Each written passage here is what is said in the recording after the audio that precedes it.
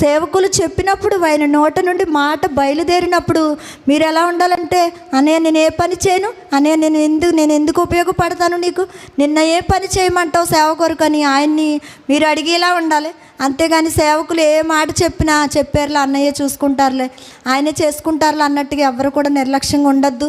దేవుని కొరకు పాటుపడండి. దేవుని రాజ్యాన్ని కట్టడం కొరకు పాటుపడండి. ప్రతి యవ్వనస్తుడు కూడా బలమైన పాత్రలుగా దేవుని సన్నిధిలో వాడబడాలి. ఎవ్వరు కూడా విచ్చలవిడి జీవితాలు జీవించద్దు. ఎవ్వరు కూడా నిర్లక్ష్యంగా బ్రతకద్దు. ఎవరు చూస్తున్నారులే, ఎవరు పట్టించుకుంటున్నారులే అనుకుని బ్రతకద్దు. ఒక కన్ను మనల్ని చూస్తూనే ఉంటుంది. మన నోటి నుండి వచ్చే మాట, మన కంటి నుండి చూసే చూపు, మన హృదయ తలంపులు అన్నీ ఆయన చూస్తూనే ఉంటాడు. ఎవరో చూడలేదు కదా నీ రోడ్డంటే వెళ్ళి పిల్లల్ని చూసి ఈకిలించడాలు, ఎవరినైనా ఏమన్నా అంటాలో, అలాంటి మీ సహోదరుని ఎవరైనా అంటే ఏమన్నా ఊరుకుంటారా? అలాంటి అస్సలు పొరపాటు